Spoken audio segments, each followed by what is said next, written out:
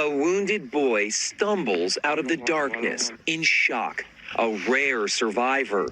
Some were hacked to death by machetes, others gunned down or burned alive inside their high school dorms. Boarding school is hella stress. I'm just gonna put it out there. In fact, just regular school is stress. But with boarding school, there's the early morning bell that everyone dreads. There's the bathroom rush, morning mass if you went to a Catholic school like I did. There's the preps, annoying seniors, and the food. Oh, don't even get me started with that. Honestly, it's a lot.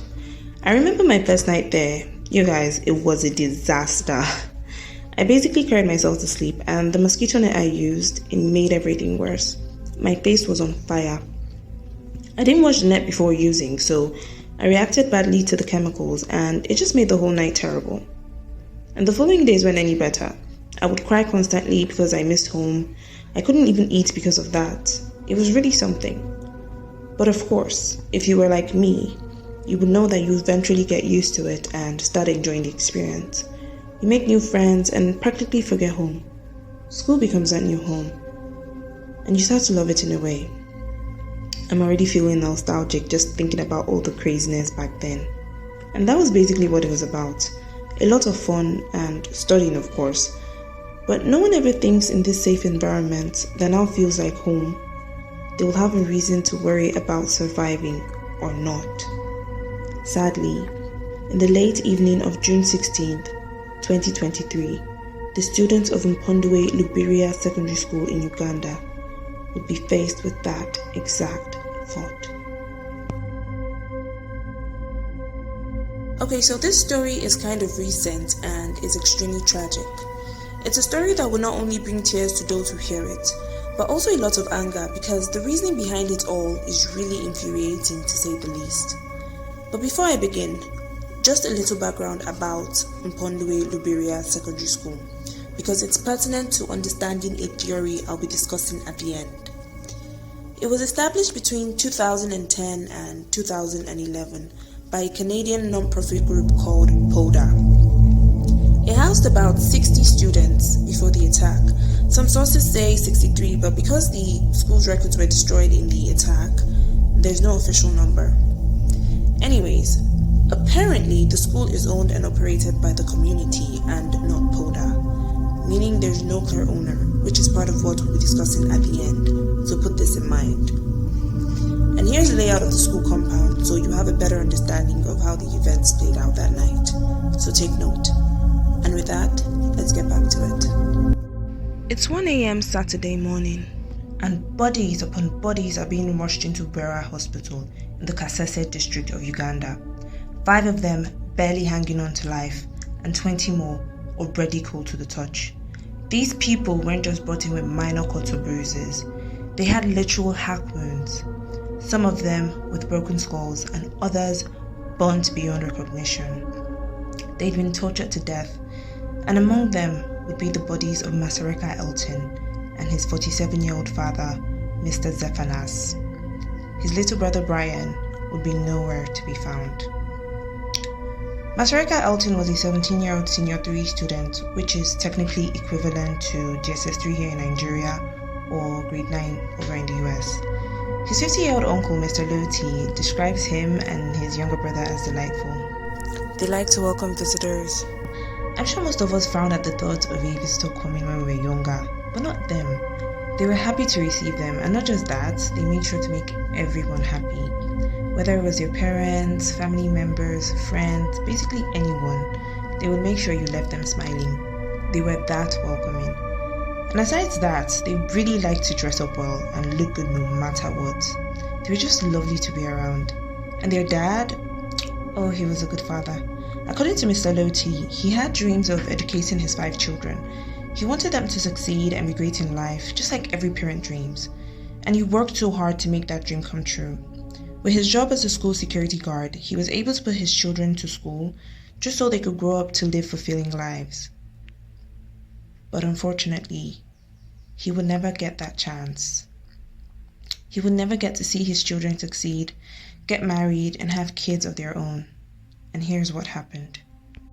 It's Friday evening, sometime around 10 p.m., and 17-year-old Masareka Elton is in his dormitory singing gospel songs with his roommates, like they usually did before going to bed. After a long day of classes and various activities, one would assume they're all so tired and probably sleepy. They just want to get on their beds and have a good night's rest before the new weekend starts. The night is calm, and they're most likely in the spirits, when suddenly, chaos ensues.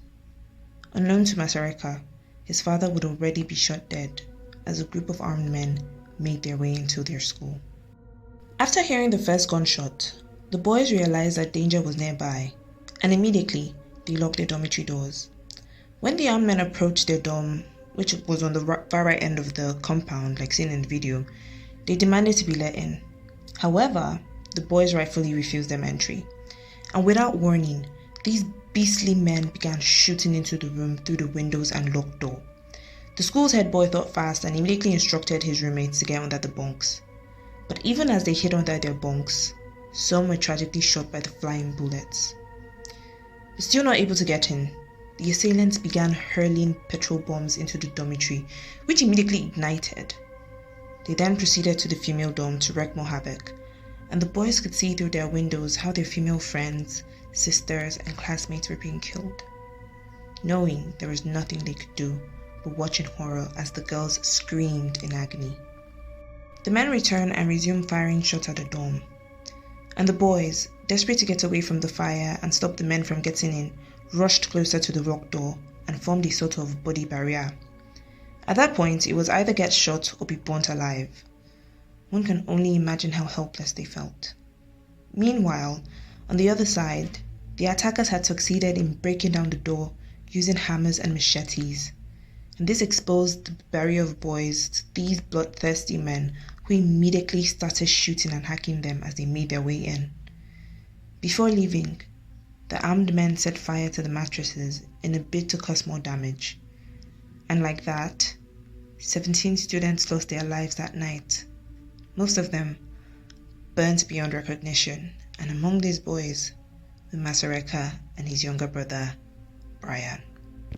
At the female dormitory, the killers noticed that the doors were open, unlike that of the male dorm, so they burst in and began dragging the girls out. As they did that, they raised their machetes and brought them down on the defenseless students, cutting parts of their bodies in the process. From a distance, you could hear the ear-piercing screams of the girls as they cried for their lives. Most of them wondering what the hell was going on. Just minutes ago, they were preparing for bed, and now they were fearing for their dear lives. Some saw their friends, roommates, sisters, people they've known for years drop dead to the ground right in front of them, as they were either hit with a machete, bludgeoned with a hammer, or shot dead, knowing they were probably next. Sadly, 20 of them would not survive the attack. Honestly, it's one of those things that would scar anyone. Just imagine being a survivor. Can you ever forget? Well, I don't think Julius Nsingoma and Godwin Mombere would be able to forget the happenings of that gruesome night. Reading what they had to go through just to make sure they came out of the whole ordeal alive was disheartening, to say the least. According to Julius, he had to climb quickly onto the top of a bunk bed to get into the dormitory ceiling. He did this as the killers gunned down the barrier of boys mentioned earlier. From up there, he watched helplessly as more of his roommates were murdered and the men videoed their dead bodies, laughing before setting fire to the mattresses and leaving. After the killers left, the smoke began to suffocate him and he dropped back down into the dormitory with a loud thud, and the killers heard it.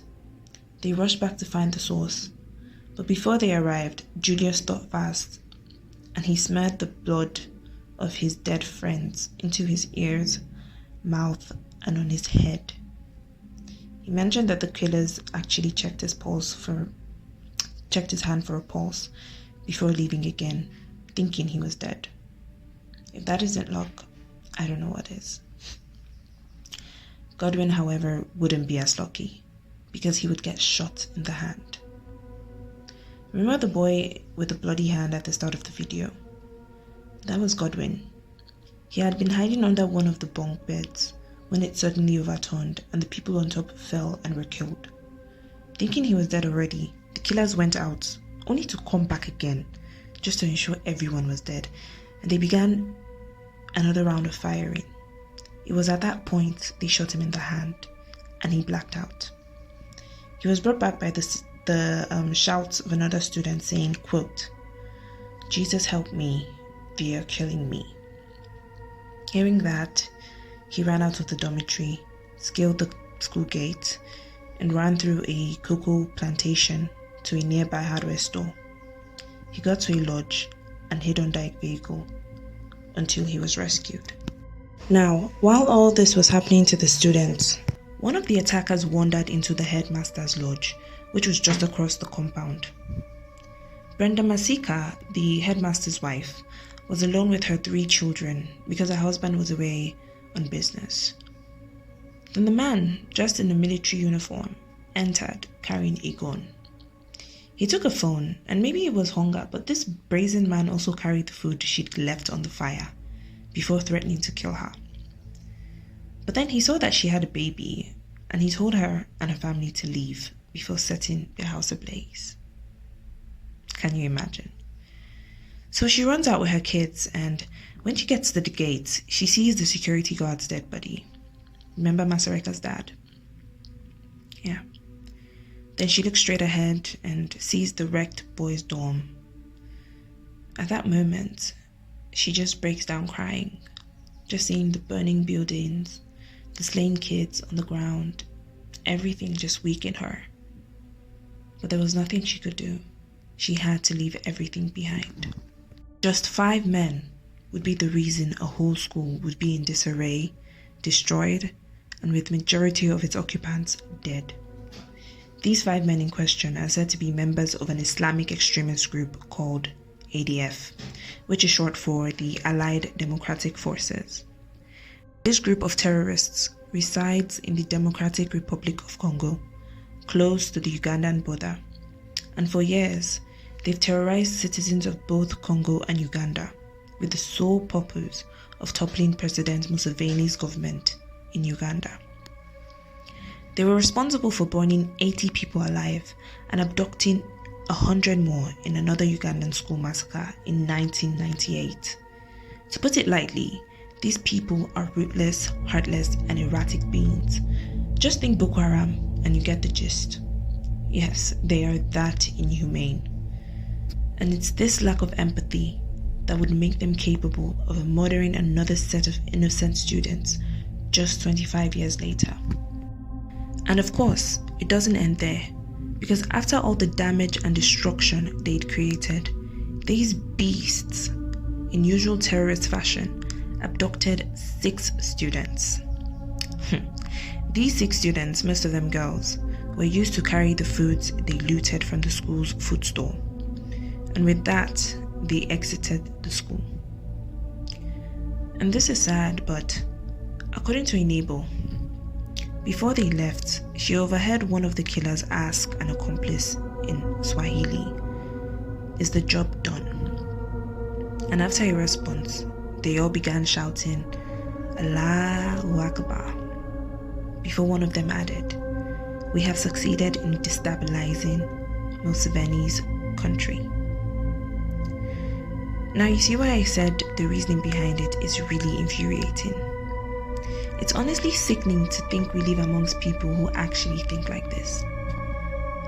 But unfortunately, it still doesn't end there, because as they were leaving the town, they managed to kill 4 more unsuspecting local residents, bringing the number of dead victims to 42. Around 1 a.m. was when emergency arrived along with the army to take the bodies to the mortuary. 8 people were severely wounded and were immediately hospitalized. 6 survived unharmed but were left traumatized. And in the early hours of the morning, families rushed to the mortuary to claim the dead bodies of their loved ones. It was a very sad moment. Many cried and mourned. Some were dumbfounded. Others couldn't believe it. It was all too sudden and unexpected. A local carpenter talked about how he had to lower the prices on his coffins because it was the only way he could sympathize with the large number of mourning customers that filled his shop. He said, in quote, "My customers came crying, so the price was cheap." One can only imagine the immense pain and sorrow the parents of those who died had to go through.